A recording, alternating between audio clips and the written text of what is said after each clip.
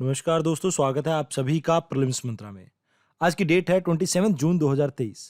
आइए शुरुआत करते हैं आज के डिस्कशन की। इस आर्टिकल में हम बात करेंगे जोहा राइस के बारे में। इसके बारे में एक आर्टिकल पब्लिश हुआ था आपके पीआईबी पे। देखिए, कुछ रिसेंटली साइंटिफिक स्टडीज के अकॉर्डिंगली ये कंडक्ट की गई थी आपके institute of advance study in science and technology. ये एक ऑटोनॉमस इंस्टीट्यूशन है आपके department of science and technology के अंडर। इसने ये अभी एक प्रॉपर्टी डिस्कवर की है इस राइस के अंदर, जिससे ये प्रिवेंट कर सकता है diabetes, cancer and cardiovascular disease को। अब इसके पीछे कारण क्या है, कैसे ये इन बीमारियों को रोक सकता है? तो इसमें दो तरह के आपके फैटी एसिड्स पाए जाते हैं, एक ओमेगा 3 और एक ओमेगा 6। ओमेगा 3 जो है ये गुड फैट्स हैं।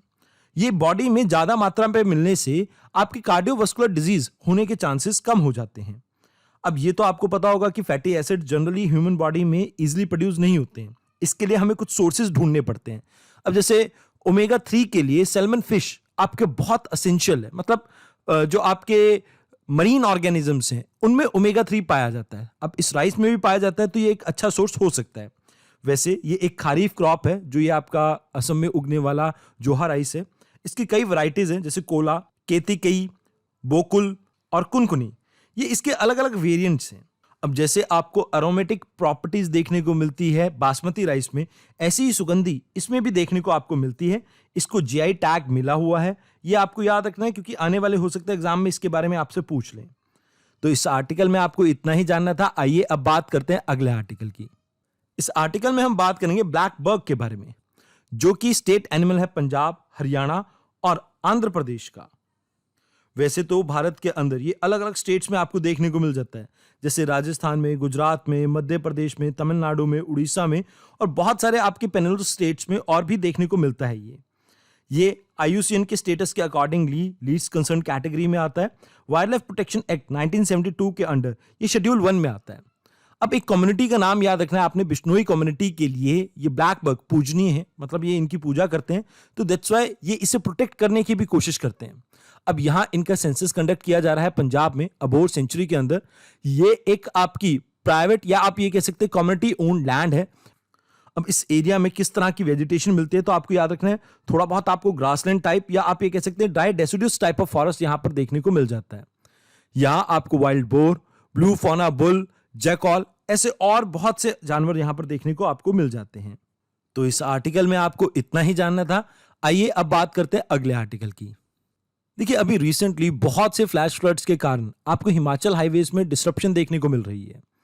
जब भी मॉनसून आता है तो अपने साथ कुछ ना कुछ आपदाएं लेके आता है हिमाचल जैसे स्टेट्स के लिए। आप ये कह लीजिए हिली एरियाज की स्टेट्स के लिए, चाहे आप हिमाचल की बात करें, जम्मू कश्मीर, उत्तराखंड या north eastern part of India की।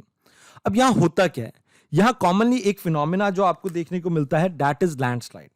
अब लैंडस्लाइड क्या होता है? देखिए, मान लीजिए एक हिली एरिया है। इस हिली एरिया में जो आपका स्लोप है, अब इसके ऊपर ग्रेविटी एक्ट करती है।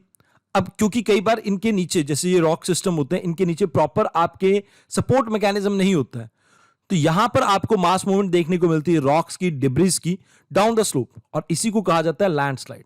ये एक तरह की मास वेस्टिंग ही है, जो डाउनवर्ड मूवमेंट को रिप्रेजेंट करता है सॉइल की या रॉक की, और ज्यादातर ये आपको under the influence of gravity देखने को मिलता है। ऑल्दो यहां पर वाटर एक सपोर्टिंग फैक्टर हो सकता है। अब इन लैंडस्लाइड्स के पीछे एक महत्वपूर्ण रीजन है। रीजन यह है कि जब भी ग्रेविटेशनल फोर्स किसी भी मटेरियल की, यानी जो अर्थ के ऊपर रॉक सिस्टम है, उसकी स्ट्रेंथ से ज्यादा होगा, तो वहां पर आपको लैंडस्लाइड देखने को मिल जाता है। अब इसके पीछे कई कारण हो सकते हैं, जैसे जियोलॉजिकल कारण हो सकता है, किसी एरिया में बहुत ज्यादा आपको रॉक स्ट्रक्चर वीक देखने को मिलता हो, या वहां पर बहुत ज्यादा फ्रैक्चर्ड रॉक सिस्टम देखने को मिलता हो, तो वहां पर लैंडस्लाइड्स ज्यादा होंगे।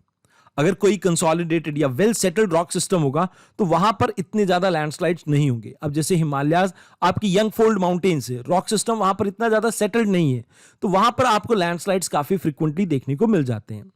आप इसे कंपेयर कर सकते हैं वेस्टर्न घाट से, क्योंकि वहां पर आपकी लैंडस्लाइड्स नहीं होती है, क्योंकि वो जो रॉक सिस्टम है काफी ज्यादा सेटल्ड है। Then human activity can be one of the major reason, anthropogenic activities. अब इसमें आप क्या नोट डाउन कर सकते हैं, जैसे मान लीजिए एग्रीकल्चर प्रैक्टिसेस है। अब इसमें क्या करते हैं, हम स्लोप्स को कट करते हैं। अब एग्रीकल्चर प्रैक्टिसेस में जब आप स्लोप को कट करते हैं, तो ये स्लोप्स कई बार बहुत ज्यादा डेंजरस हो जाते हैं, तो इसकी वजह से भी आपको लैंडस्लाइड्स देखने को मिल सकते हैं। साथ के साथ जब हम डिफॉरेस्टेशन करते हैं, तो इससे दो चीजें होती हैं। देखिए, जो आपके फॉरेस्ट के ट्रीज हैं, ये कहीं ना कहीं अपनी रूट्स के साथ इन रॉक सिस्टम को सीमेंट करके रखते हैं, जोड़ के रखते हैं, इकट्ठा करके रखते हैं। बट जैसे ही आपने उन पेड़ों को काट दिया, तो काटने के बाद आप देखेंगे कि एक तो वाटर को फ्री हैंड मिल गया, प्लस विंड को फ्री हैंड मिल गया, जिससे इन एरियाज में इरोजन होगी तो वो रॉक सिस्टम और ज्यादा वीक होके लैंडस्लाइड को प्रोत्साहित करता है। तो यहां मेजर रोल आपका ग्रेविटी का रहेगा।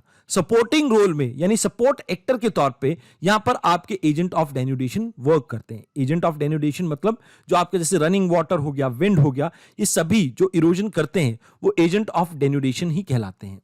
अब इसको ठीक करने के लिए हमारे पास कुछ उपाय हैं। मतलब हम क्या कर सकते हैं, जैसे मैंने आपको शिमला का एग्जांपल देता हूं। मैं शिमला में जब आपका 4 लेन प्रोजेक्ट्स यहां पर चल रहे थे, मतलब इस रोड को चौड़ा किया जा रहा था, तो रोड को बहुत ज्यादा काट दिया गया था।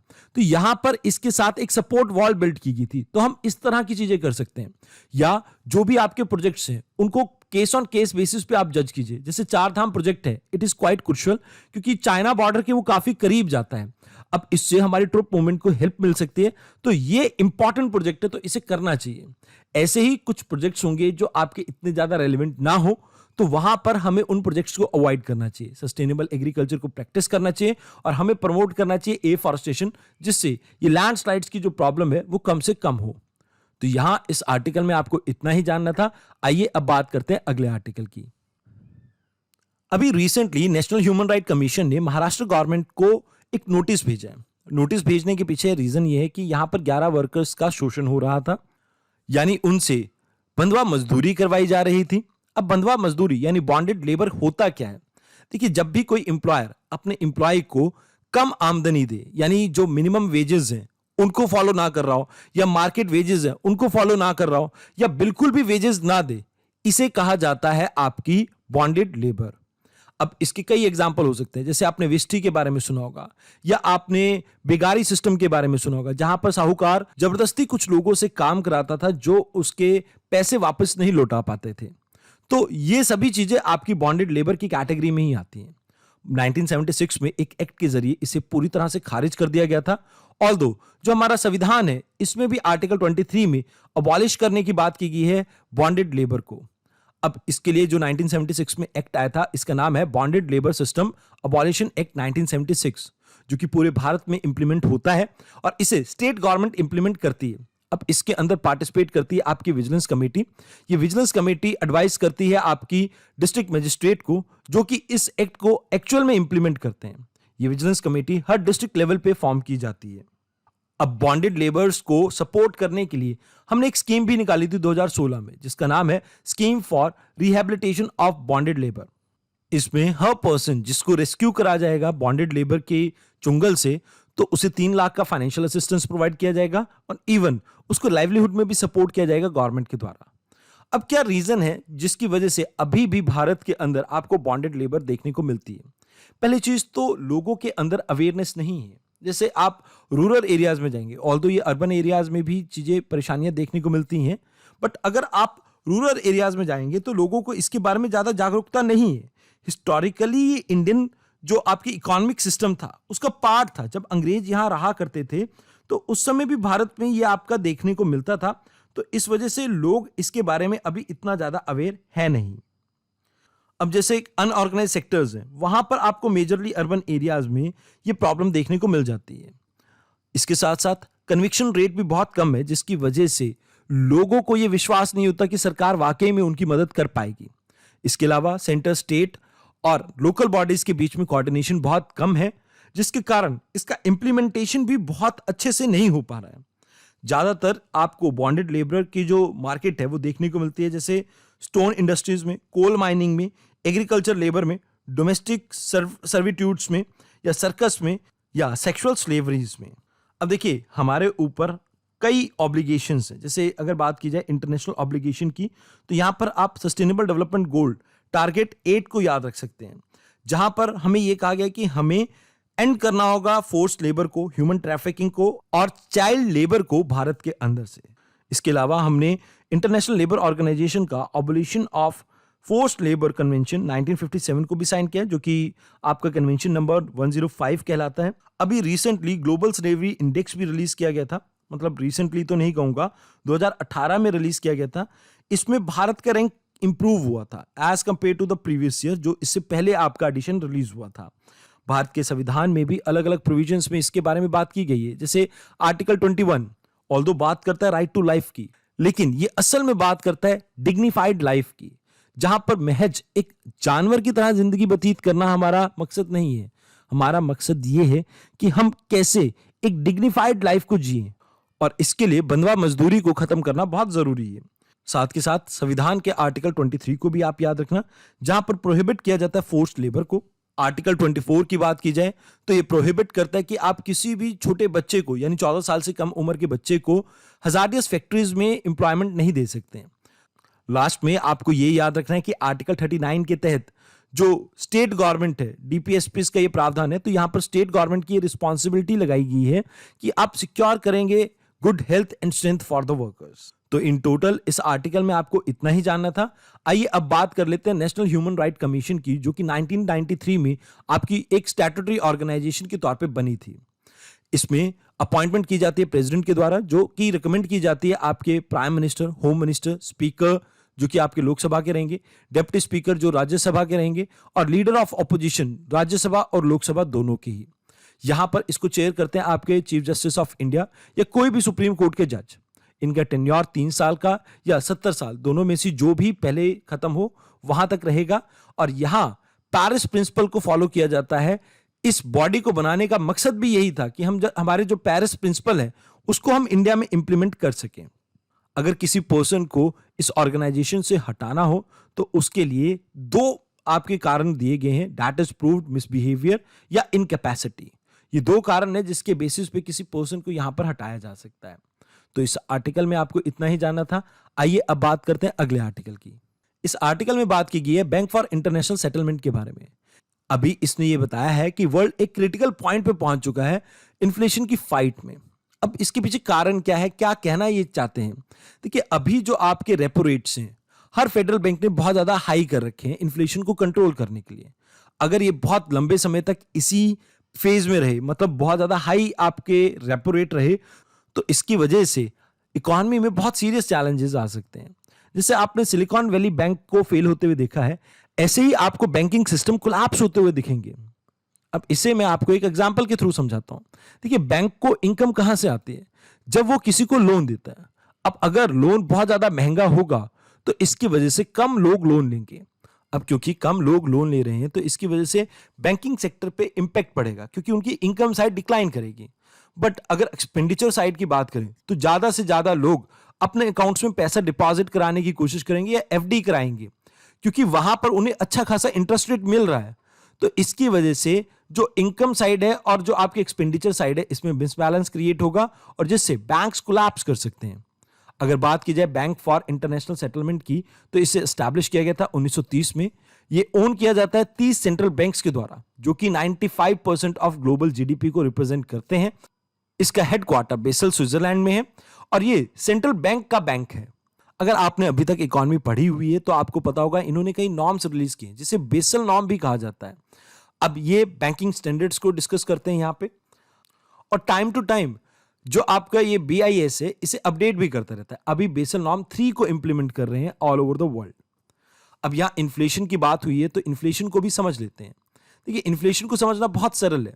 मान लीजिए 2022 में 1 किलो आम की कीमत थी 100 रुपए। अब सेम क्वालिटी सेम फीचर्स वाला आम आज 2023 में ये 110 रुपए का बिक रहा है। तो यहां पर ये जो 10 रुपए है ये आपका इन्फ्लेशन कहलाता है। मतलब कभी भी किसी कॉमोडिटी के जनरल प्राइस में आपको राइज देखने को मिले over a period of time, इसे कहा जाता है इन्फ्लेशन। अब ये 2 कारणों से होती है, एक डिमांड पुल इन्फ्लेशन, एक कॉस्ट पुश इन्फ्लेशन। मतलब जब भी इकोनॉमी में डिमांड इंक्रीज होगी और उसके कारण जब आपको इन्फ्लेशन देखने को मिले तो इसे कहा जाएगा डिमांड पुल इन्फ्लेशन। इसके पीछे जनरली कारण ये रहता है कि लोगों के हाथ में मनी ज्यादा हो तो आपको डिमांड पुल इन्फ्लेशन देखने को मिलती है। इसके लिए मैं आपको कई एग्जांपल दे सकता हूं। जैसे गवर्नमेंट ने मान लो डायरेक्ट और इनडायरेक्ट टैक्सेस में कटौती की है तो इसकी वजह से लोगों के इन हैंड कैश ज्यादा बचेगा। एग्जाम्पल के तौर पर मान लीजिए मेरी इनकम 100 रुपए है और इस पे मैं 10 रुपए पहले टैक्स भरा करता था, बट अब गवर्नमेंट ने टैक्स घटाकर 5 रुपए कर दिया है तो अब मुझे 95 रुपए बचेंगे। अब इन 95 रुपीज में मैं और बहुत सी चीजें कर सकता हूं, मतलब यहां पर मेरे को 5 रुपए एक्स्ट्रा मिल रहे हैं। तो आप इस तरह से इसका एग्जाम्पल ले सकते हैं। मतलब जब भी लोगों के हाथ में पैसा बढ़ेगा तो इससे डिमांड पुल इन्फ्लेशन रहेगी। मान लीजिए अगर किसी इकोनॉमी में बहुत सस्ती दरों पे लोन मिल रहा है तो वहां पर भी लोग ज्यादा से ज्यादा लोन लेके गाड़ियां खरीदेंगे, आईफोन खरीदेंगे, तो इससे भी डिमांड पुल इन्फ्लेशन बढ़ती है।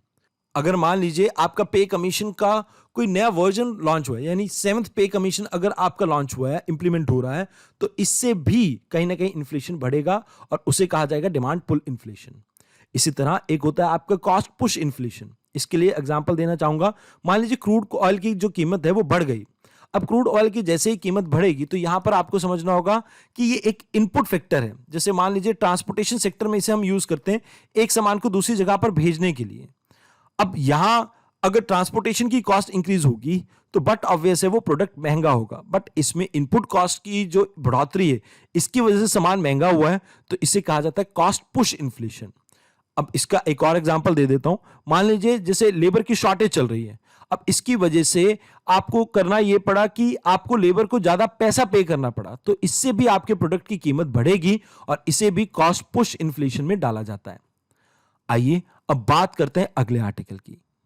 अभी रिसेंटली 14 सिविलियंस की मौत हो गई है सूडान के अंदर, क्योंकि यहां पुलिस हेडक्वार्टर के ऊपर अटैक किया गया था, जो आपकी कैपिटल सिटी है सूडान की, वहां पे। इस एरिया का नाम है खार्तूम। आपको UPSC match the following type of question दे सकते हैं यहां पे। आइए एक बार हम सूडान के बारे में बात कर लेते हैं। सूडान के नॉर्थ में आपको इजिप्ट देखने को मिलता है, तो नॉर्थ वेस्ट की तरफ आपको लिबिया देखने को मिलेगा, वेस्ट में आपको चैड, साउथ वेस्ट में आपको सेंट्रल अफ्रीकन रिपब्लिक, साउथ में साउथ सूडान आ जाता है। अगर ईस्ट की बात की जाए तो इथोपिया एंड इरित्रिया। यहां आप ये वाटर बॉडी देख पा रहे हैं, इसे कहा जाता है रेड सी। सूडान का जो बॉर्डर है, मरीन टाइम बॉर्डर, वो रेड सी में खुलता है, जहां पर ये मरीन टाइम बॉर्डर आपका शेयर करता है सऊदी अरेबिया के साथ। तो इस मैप में आपको इतना ही याद रखना था। अगर आपको हमारे हैंड रिटन नोट्स को डाउनलोड करना है तो आप इस क्यूआर कोड को स्कैन करके हमारे टेलीग्राम चैनल को ज्वाइन कर सकते हैं। आज की इस वीडियो में इतना ही। धन्यवाद।